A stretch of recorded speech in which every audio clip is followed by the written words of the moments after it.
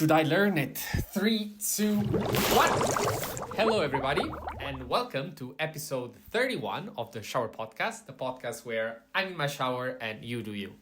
I'm your host, Chip, and last episode got me thinking a bit when I was talking about learning and to the university time.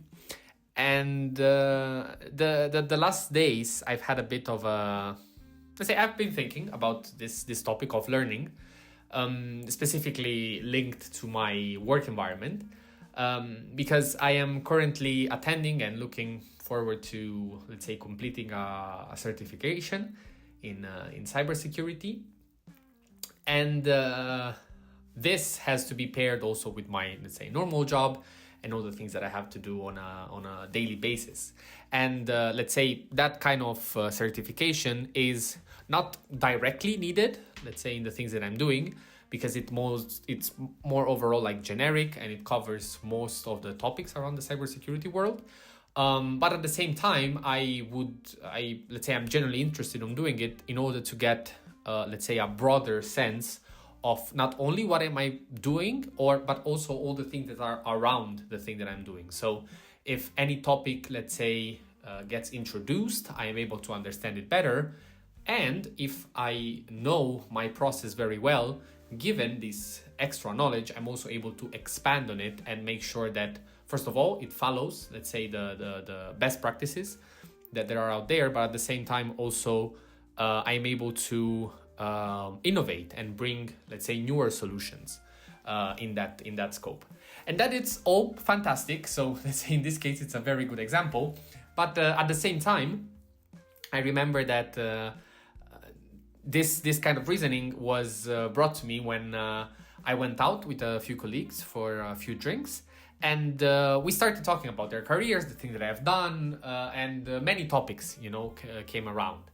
And while listening to them, all of them are way more senior than myself, not only age-wise, but also experience-wise. They have pretty much all of them more than 10 years in the industry. So they have seen a lot, and they've had also the opportunity of growing a lot.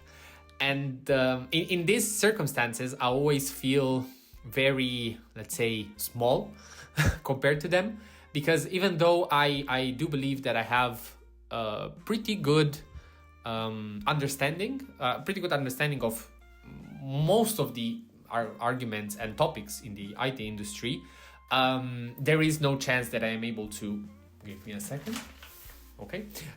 There's no chance that I am able to keep up also, let's say, technically, because there is simply not enough time.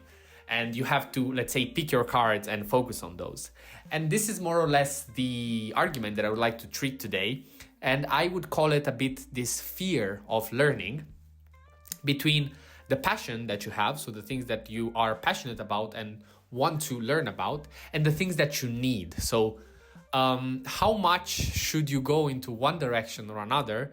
Because, of course, there are things that overlap so that you both need and are passionate about. And ideally, you'd say most of the things that you look forward to doing are in that space.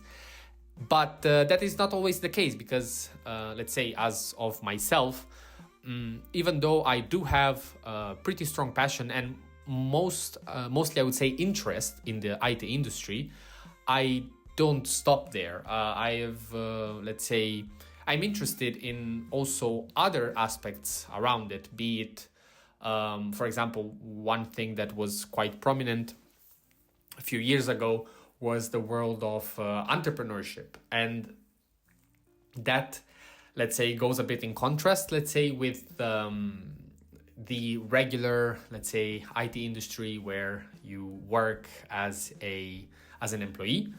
That, let's say, that other space requires whole different aspect of both skills and, let's say, tactics to be able to build a career for yourself.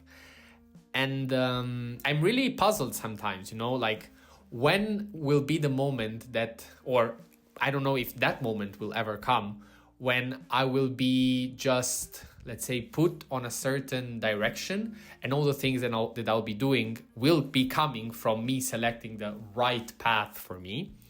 Or will it just be a continuous zigzag between things? And as much as I would love the first option, I know that the second one is more realistic. And this connects to what I was telling you about my senior colleagues, where I see them just having jumped from one industry to the other, or let's say having been involved in different aspects of the industry. And it always gets me thinking, because from one end, when you look introspectively, you always try to be the best version that you can of yourself, and you try to have, let's say, the best kind of skills that you can have in the moment where you are in your life. But the reality is that most of the times, you're not required to have that level of expertise, and it's more about how good are you at adapting and let's say leveraging your already let's say the skills that you have, because most of the times there is no time to be able to become an expert in that field. Most of the time, and this was the case also for me, like in the project that I've been following the last year, most of the things that I have done, I had no opportunity of actually learning them properly, be it during my university, or I didn't have necessarily, I had just one job previous to that. But in that aspect, I could not cover, let's say, one of the topics that was central to my current project, because simply there was just no need for it. And being a person that likes to, let's say, feel informed and also act as a skilled person, I don't like to, let's say, be absolutely, let's say, ignorant of what is happening around me, and specifically on the topics that I'm following. I'm always, let's say, trapped in this constant search of the next thing to learn. But the more that I look for it, the more I am, let's say, reminded of how much stuff I will never be able to know. And it goes a bit in the direction of the saying of blessed ignorance, where if you don't know that you don't know, you'll be more than happy. Nobody can bother you. You won't be stressed about it. You'll just be able to continue with your life. And at the same time, let's say you'll be, for the amount of knowledge that you have, you'll be more than equipped to do what you have to do.